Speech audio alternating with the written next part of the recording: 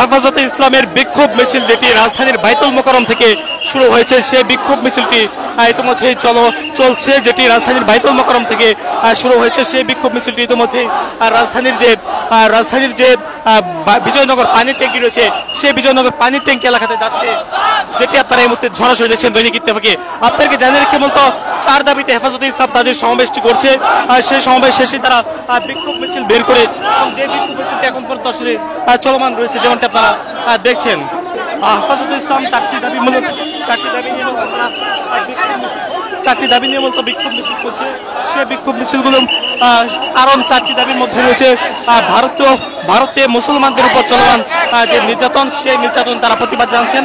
পাশাপাশি ফিলিস্তিনের উপর হওয়া যে নির্যাতন, সেই নির্যাতন মুসলমানদের উপর হওয়া নির্যাতনের প্রতিবাদ তারা জানাচ্ছে, এবং সেই কারণে মূলত হেফাজতে ইসলাম 4 দাবিতে তারা আজকে সমাবেশটি ডাক দিয়েছে, এবং সেই সমাবেশ ইতিমধ্যে চলছে, যেটি আপনারা দেখছেন। যমুনা ইলেকট্রনিক্স ঈদে ডাবল খুশি অফার সিজন 3, যে কোনো পণ্য কিনলেই পাচ্ছেন নিশ্চিত ঈদ উপহার। হেফাজতে ইসলামের নেতারা জুমার নামাজের পরপরই তারা বের হয়েছে বাইতুল মোকাররম থেকে, এবং বাইতুল মোকাররম থেকে তাদের যে মিছিলটি, সেই মিছিলটি নিয়ে তারা রাজধানীর বিজয়নগর পানির ট্যাঙ্কি এলাকাতে যাচ্ছে।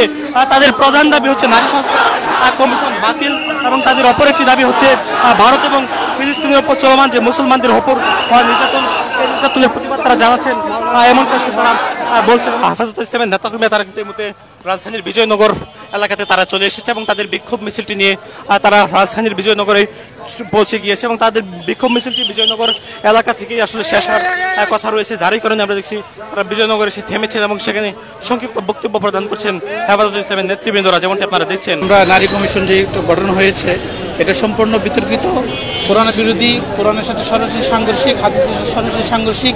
আমরা এটা অবশ্যই এটা বাতিল চাই, এবং এটার পুনর্গঠন যেন হয়, এবং পুনরায় যখন গঠন করা হবে সেখানে যেন বাংলাদেশের বিজ্ঞ আলেম ওলামা এবং ইসলামী ব্যক্তিত্ব যারা আছেন তাদেরকে যেন সেখানে অংশগ্রহণ করানো হয়, তাদের মাধ্যমে একটা নতুন কমিশন যেন গঠিত হয়, সেই প্রত্যাশা ইনশাআল্লাহ ব্যক্ত করব। মাননীয় প্রধান উপদেষ্টার নিকট সাম্প্রতিক সময়ে নারী সংস্কার কমিশন যে প্রতিবেদন পেশ করেছে, এই প্রতিবেদনের অসংখ্য অগণিত ধারা উপধারা হলো সরাসরি পবিত্র কোরআন এবং সুন্নাহ বিরোধী। আমাদের স্পষ্ট দাবি, এই ধারা বাতিল করতে হবে। এই কমিশন যাদেরকে দিয়ে গঠিত হয়েছে, যারা কোরআন বিরোধী এই ধারাগুলো সংযোগ করে সুপারিশ করেছে, তাদেরকেও এই কমিশন বাতিল করতে হবে। দ্বিতীয় নম্বর হলো, বিগত আওয়ামী ফেসিবাদী সরকারের আমলে ফিলখানার হত্যাকাণ্ড হয়েছে, শাপলার গণহত্যা হয়েছে, 21 সালে মোদি বিরোধী আন্দোলনে গণহত্যা চালানো হয়েছে, 24 জুলাইয়ের ছাত্র জনতার উপরে যে গণহত্যা হয়েছে, সকল গণহত্যার বিচার আমরা দাবি করেছি।